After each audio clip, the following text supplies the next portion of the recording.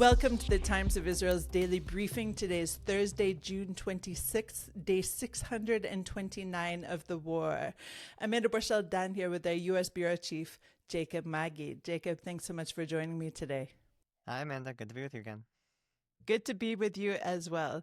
And you know, Jacob, friends stick up for each other. So when U.S. President Donald Trump did just that in railing against Prime Minister Benjamin Netanyahu's ongoing corruption trial, we have a sure signal how firm the relationship between the two people are right now. We're also slowly hearing more statements about how impactful was the joint U.S. and Israeli strikes on the Iranian nuclear program last week. And Hamas is increasingly looting aid in the Gaza Strip, as well as other problems, has caused the halt of any kind of aid going into the Strip. Jacob will explain more about this. Could there be new hope for the hostage release / ceasefire negotiations in Gaza? We'll hear more. All of this and more when we're back.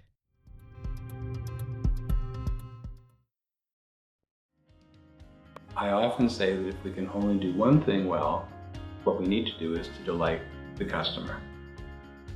Our goal is that everything we do falls into the background and the customer has the experience of, wow, that was easy.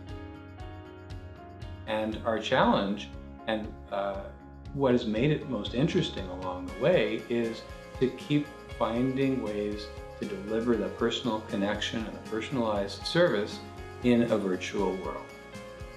We consistently get feedback unsolicited from customers along the lines of, this is the best company that I've ever worked with. At the end of the day, it's the care that each member of the team takes that makes the entire experience what it is.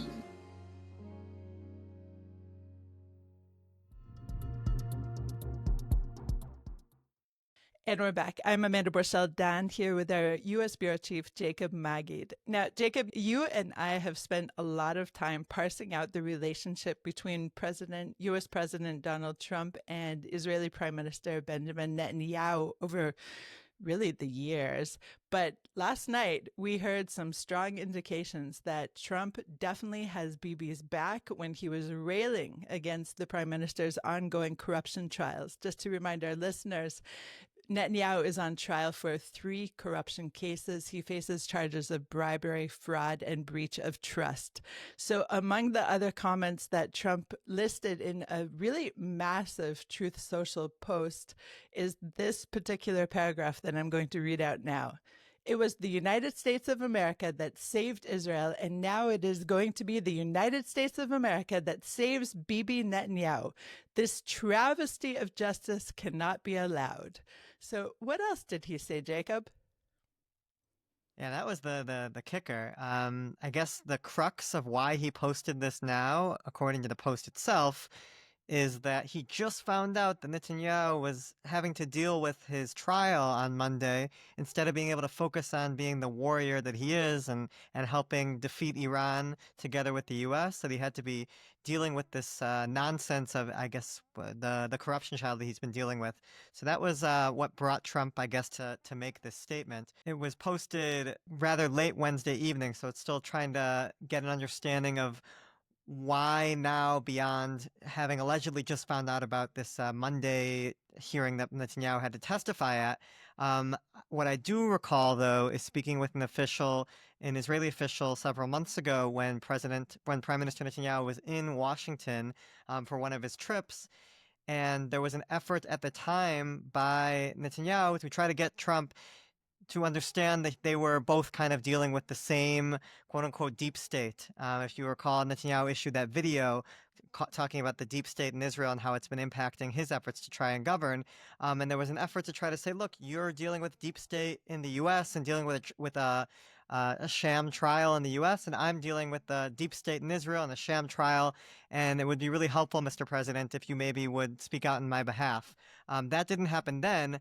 Why it happened now? Maybe the message finally got through, but definitely Trump felt he was in a position that he wanted to stick his neck out there for Netanyahu. And you mentioned ups and downs. I mean, this is just the roller coaster has been insane this past, definitely the past few months since Trump returned to office. But even just more recently, I mean, if you just remember, but he was swearing at Israel just a couple days ago, Trump was, about not knowing what the F they're doing in terms of continuing the fighting. And there are other examples you really could go, I could give quite a few of them, about where Trump has gone up and down, and sometimes he seems he's totally on Israel's side, and other times it seems like there's a break. I think the lesson from this really is that you got to be prepared to expect a little bit of surprises and unexpected. And just because President Trump is in your corner at this moment in time, it doesn't mean that he might find other reasons to criticize you later. I think what we've seen with Trump is a friend in need is a friend indeed. And when Israel is actually down and out, he has stepped up so far, at least. But this particular comment is, of course, wildly interesting for us reporters and for, I think, any kind of thinking person around the globe. Of course, this trial has been ongoing for, I don't know, we may have even reached a decade now. I'm not exactly sure. It's the wheels of justice move very slowly here. And one of the opposition's claims throughout this trial has been, hey, if you can't handle appearing in court for 3 days out of the week as the prime minister during a war, and a much more war-eater war recently, then you should be stepping down and taking care of yourself. So this is a very interesting twist on the Bibi trial, of course. Now, let's turn to something that is equally perplexing, perhaps just to me, but the assessment of the damage in Iran. We're hearing all sorts of different reports over the past several days, including your president, Donald Trump, stating that people, Mossad agents, or maybe not Mossad agents, or US agents, have been on the site in Fordo after the bombing to actually find out that it was completely, quote, obliterated. So what are you hearing, Jacob? Yeah, and then Trump, in that same, I think he made that comment at the NATO conference. There was a press conference he had afterwards where he also said he had spoken to people who had been at the site afterwards. But then shortly after that comment in the same press conference, he said, well, it's been totally destroyed. It's impossible for anyone to get down there. Bottom line, I think it's still a little early to have a full picture regarding how damaged Iran's nuclear sites were. On the face of it, 12 bunker busters falling on a site, even very deep underground, I think it's 60 meters or something like that, 60 to 90 meters, that's probably, you would assume, do a lot of damage. And I think that's why Trump has really been infuriated by this insinuation by his own intelligence community, at least one of the agencies in the DIA that issued this statement, this report that had an initial assessment. It was not a final one. It's seen as something that was low confidence.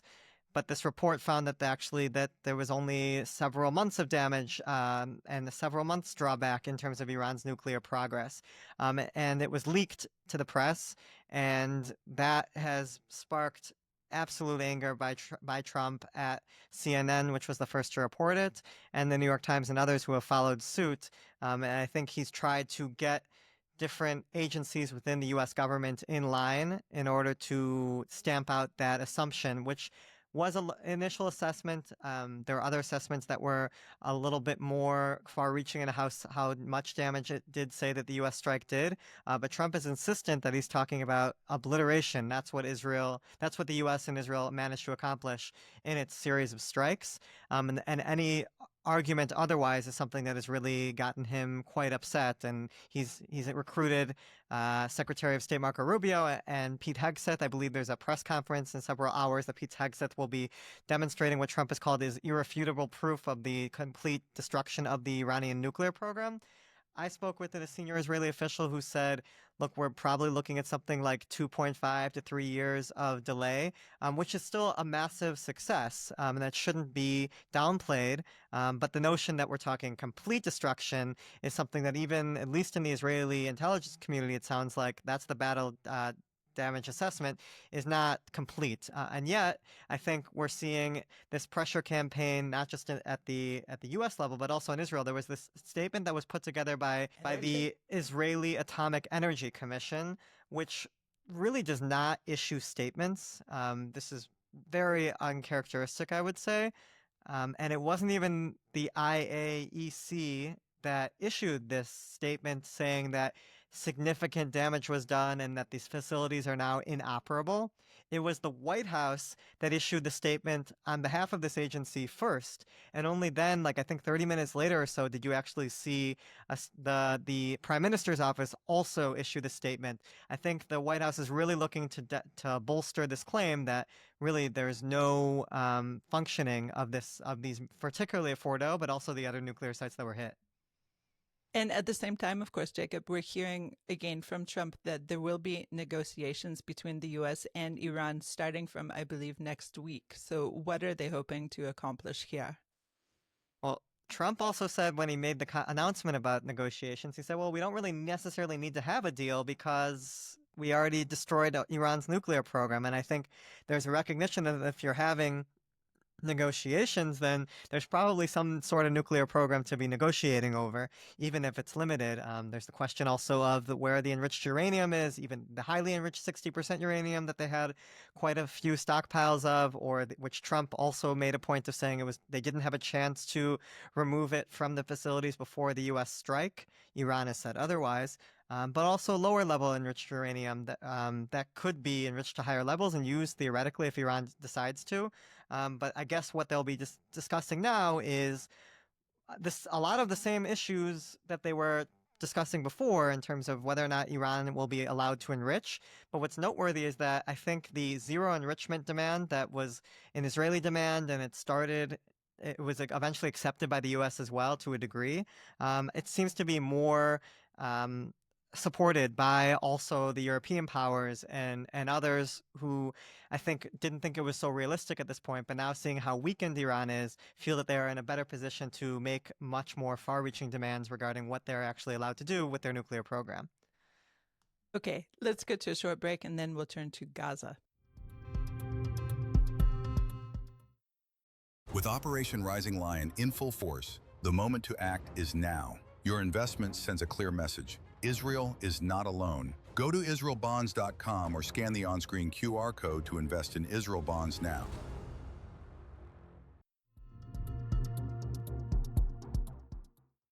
And we're back. I'm Amanda Borschel-Dan here with our U.S. Bureau Chief Jacob Magid. Let's turn to Gaza. And we are told this morning that any kind of humanitarian aid will not be sent into the Gaza Strip this morning. Additionally, there are reports of mass shootings, some even lethal, near the U.S.-backed, Israeli-backed Gaza Humanitarian Foundation aid distribution sites. There are 4 sites throughout the Strip that are variously open at various times. So, Jacob, tell us a little bit about what you're hearing here. There hasn't been a public announcement of a decision to halt aid for the interim. What we did have is late Wednesday night, Prime Minister Netanyahu's office issued a joint statement with the defense minister announcing that they have found that Hamas has now been stealing aid. And as a result, they've ordered the defense establishment, the security establishment, to come up with a plan in the next 48 hours that ensures that Hamas is unable to steal the aid.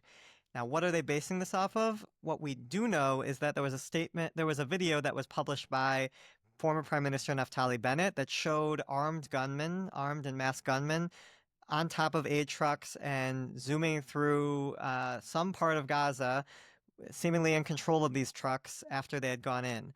Now, we don't know for sure that these gunmen were Hamas operatives. It is a decent guess to assume that they are, given that there are only so many people with guns in Gaza. But we do know that there are certain armed gangs that have been looting trucks that in various parts of the Strip.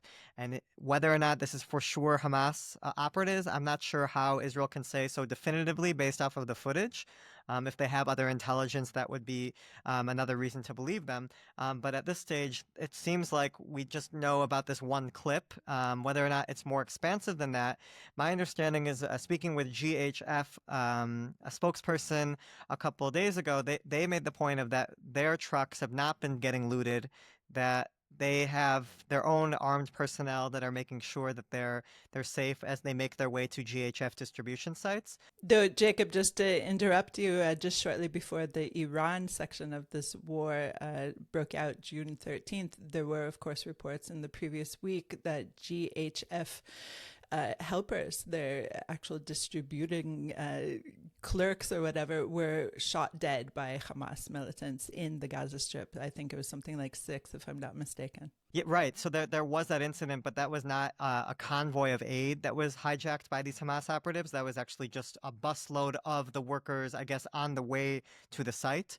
There's still a lot of lack of clarity, though, on what exactly happened there, as with most things, unfortunately, in Gaza, given the lack of real free media access. But what the GHF spokespeople have told me is that, on the other hand, UN convoys of aid that are coming in are not guarded by armed personnel, and is therefore one of the reasons that they feel is more been prone to looting. So what we might have seen in that clip, where there are all these armed gunmen around this one aid convoy, maybe that was destined for UN distribution. Again, not completely clear, but I think this one clip it went quite viral after Naftali Bennett posted it, and I guess there was a statement, or there was a ultimatum reportedly from Defense Minister Israel Katz and Bezalel Smotrich that if aid wasn't stopped indefinitely and right away, that they would leave the government. And that led Netanyahu allegedly to issue this statement saying that he demanded a fix in the next 48 hours. I just spoke with a GHF spokesman. They're also trying to understand if they are going to be halted of their operations moving forward. It's still not completely clear. But definitely this is a major hiccup at a time when it's not like aid has been flowing en masse everywhere in Gaza. We're still talking about just roughly about 60 to 70 trucks that are going in, and it seems like about half of those every day, and about half of those are going to GHF. But think about the ceasefires that were implemented. We're talking about several hundred trucks a day that were going in. That was what was defined as needed by the UN in order to really address the dire situation in Gaza. And now we're just talking about 60 to 70 a day that are going in, and even that theoretically is going to be stopping. We're seeing the desperate scenes of people flooding the sites once they open, and then they close within minutes because it's just totally overrun. And then, of course, as you mentioned, these shootings that have been happening on a daily basis, either at near GHF sites or near UN access routes, but it's constant, and people are still making the dangerous trek to try to pick up aid, even though they know how much they're putting their lives at risk because of how desperate they are, apparently, in order to get food. So if there is this halt on aid, I think that's going to be a real concern regarding how long that can really last without having an even more dire humanitarian crisis in Gaza. And let's just transition to any kind of update in the ceasefire/hostage release negotiations. Of course, following the ceasefire with Iran, the Hostage Families Forum came out with a very strong statement. Let me read it out. Those who are capable of reaching a ceasefire with Iran can also put an end to the war in Gaza. Ending the operation in Iran without using it to return all the hostages would be a grave diplomatic failure. So it appears to me, at least, that we are seeing a grave diplomatic failure. There is a little bit more optimism amongst certain people involved in the hostage negotiating process. I think, including in the Trump administration, their middle person to Hamas, Bashar al-Bahbah, did an interview recently and talked about that really we could reach a deal within days if the parties are prepared. But again, the main fundamental issues are still there regarding a permanent ceasefire. I don't want to get into that because we've done that so many times.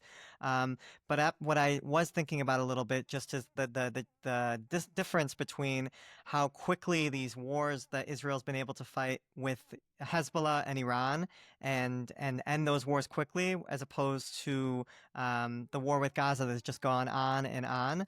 And I think one of the differences that I've noticed is just regarding the goals that were set for each of those wars, and that Gaza was a bit more of an amorphous total victory goal, whereas opposed to Iran and Hezbollah goals were a bit more concrete. But not just that the willingness to maybe compromise a little bit on those goals, because in the case of Iran, for example, the goal was to get rid of the missile and nuclear threat.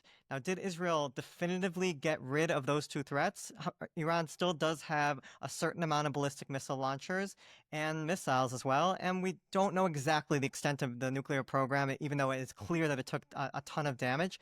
And yet there was a decision by the Netanyahu government to cut its wins, not its losses, because there were significant wins, and move forward to a deal. Whereas in the case of Gaza, there's been a lot less willingness to compromise, even though the massive wins that they made against the military infrastructure of Hamas and the leadership that it's killed. But there's this desire to really go after, it seems like, to the last soldier in Gaza or the last Hamas operative. And until then, arguing that if we leave, then Hamas will remain in power and therefore we must stay. Whereas they cut their losses or cut their wins in Lebanon and left and still maintained an active operation there. Same with Iran likely as well.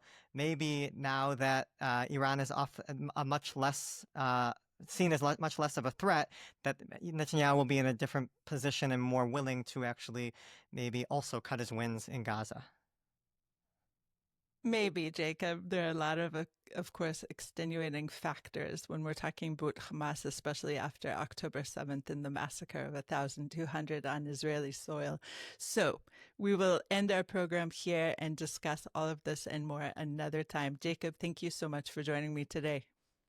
Thanks for having me, Amanda. Thanks for listening to the Times of Israel's Daily Briefing. Please check out another installment tomorrow. This episode was produced by the Podwaves and video edited by Thomas Gersh. If you have any questions or comments about this or any other episode, please drop us an email to podcast@timesofisrael.com. Until tomorrow, shalom.